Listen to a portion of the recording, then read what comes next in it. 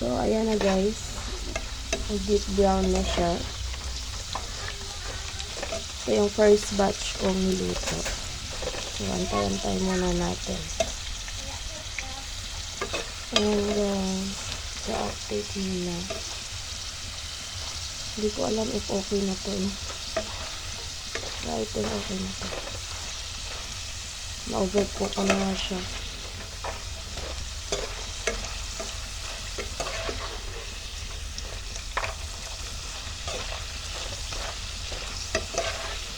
Naging kamote chips na ata to guys. Ano ba to? Ano ba? Ano ata to?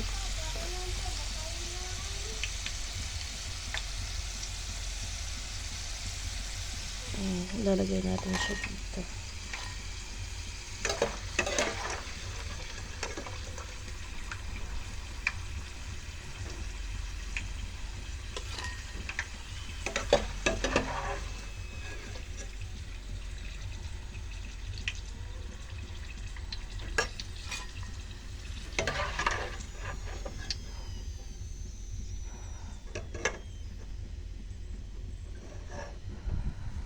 Ayan na guys.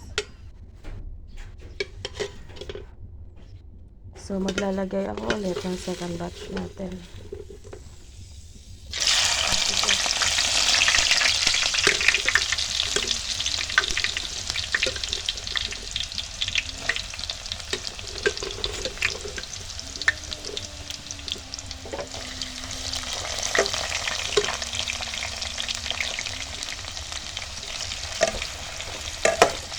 Ayan yung second batch natin guys. So, ito yung first batch natin. Parang, ano siya.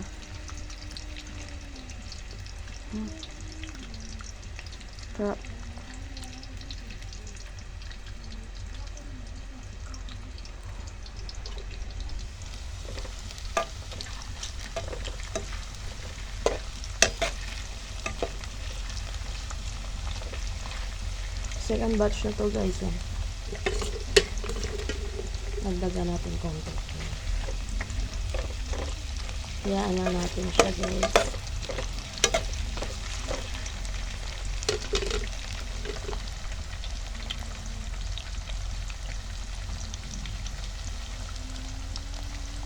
Update ulit ako mamaya guys. So, itong first batch ko, medyo na-overcook ko siya guys. Ayan. Na-overcook ko siya. Dapat hindi ganito yung itsura niya. Dapat parang ganito lang sana. Okay na to. Ito sana. So, let's see yung second batch natin magaganito. Siguro halu-haluin to guys, no? Para hindi siya ma-overcook o talagang mapula katulad nung first batch kong nagawa. So, tignan natin tong second batch pag nalo-halo natin ano ba ang kalalabasan nito. So, let's see guys. Update ako mamaya. Okay, update guys. Ito na yung second batch natin. So, ito guys, parang hindi siya pulang-pula unlike sa first batch natin.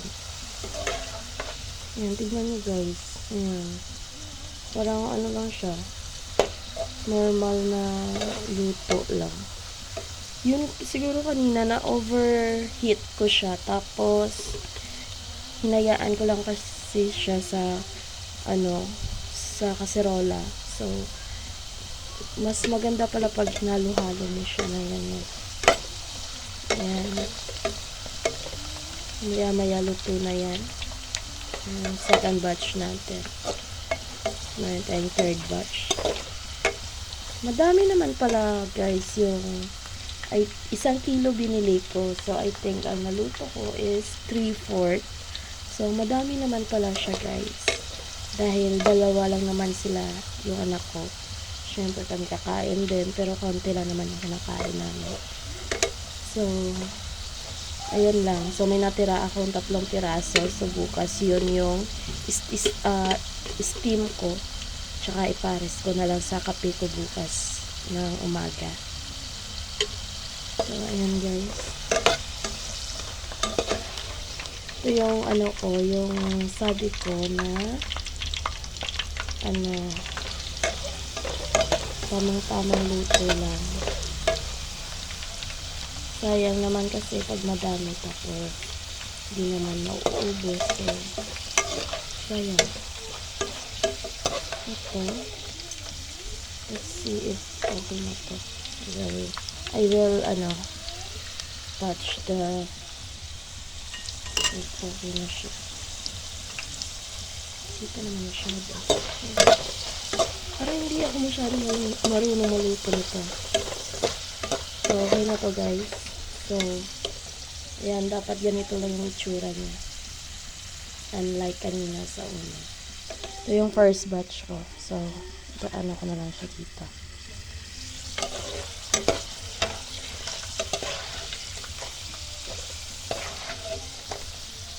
Ayan siya dapat guys.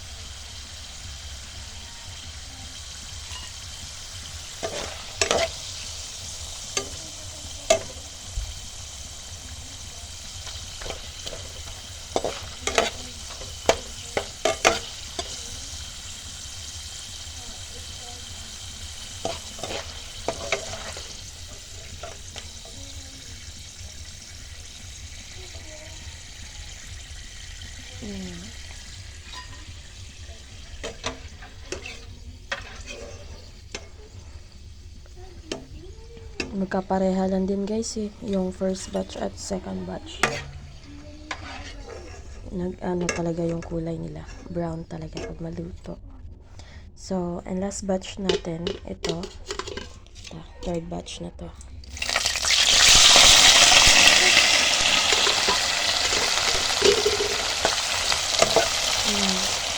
So, last na to. So, first and second. Madami naman pala guys. Yan guys, tignan nyo. Parang ano siya talaga. Oh, parang fries talaga. Yan. Parang fries ng Jollibee, McDo. Parang ganun. Tulad lang. Dapat ganito siya. Sana perfect to guys. Bakit yung iba medyo brown? So, ewan na, bahala na, basta nakaluto ako. May naiwan pa lang isa, ito, naiwan kanina sa second batch. So, last na to guys, third batch na to, ang ating ginagawa. Last, ko na to. So, hintayin na natin again. Update na lang kita, kayo mamaya mga 10 minutes or 15 minutes or 20 minutes. Ayan, basta update na lang ako mamaya guys. See you. Hi guys, so ito na yung third batch. Update lang to guys. So, maya luto na to. So, nakalimutan ko pala wala kaming ketchup. So, nagpabili pa ako sa Changi. So, titikman natin mamaya guys pag may ketchup na. Maya luto na to guys, yung third batch natin.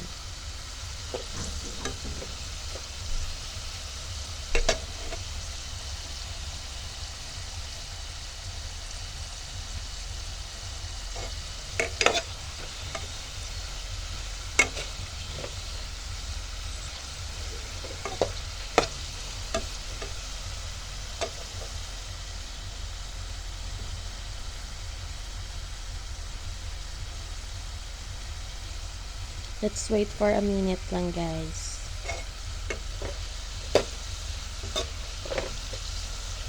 Maya luto na to eh.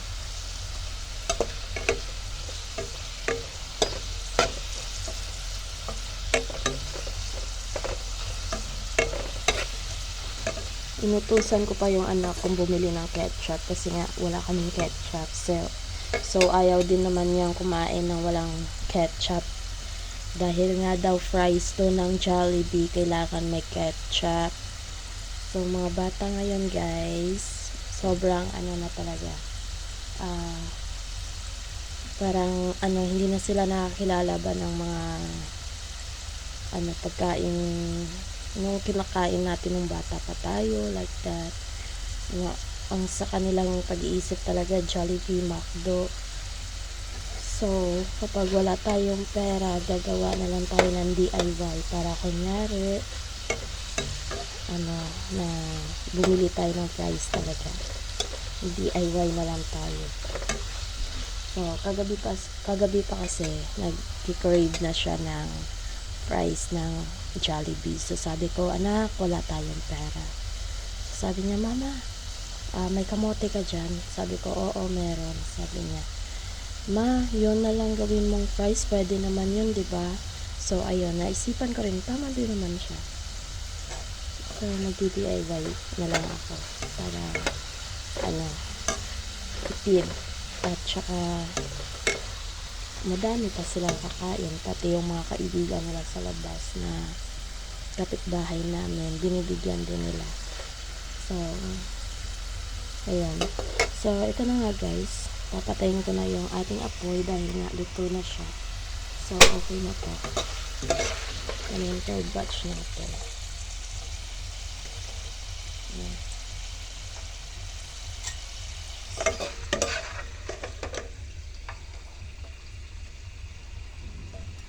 Ayan guys.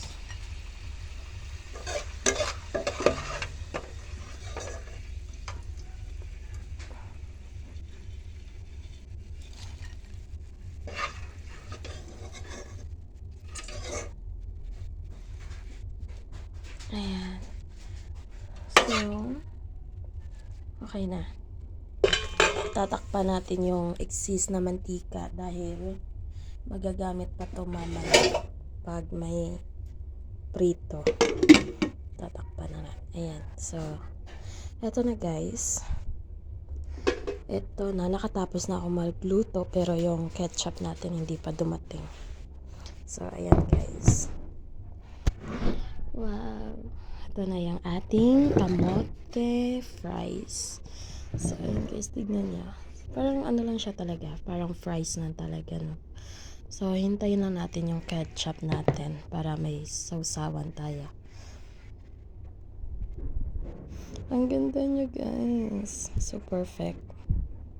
Perfect ba tong luto ko? Comment nga kayo guys if perfect tong luto ko.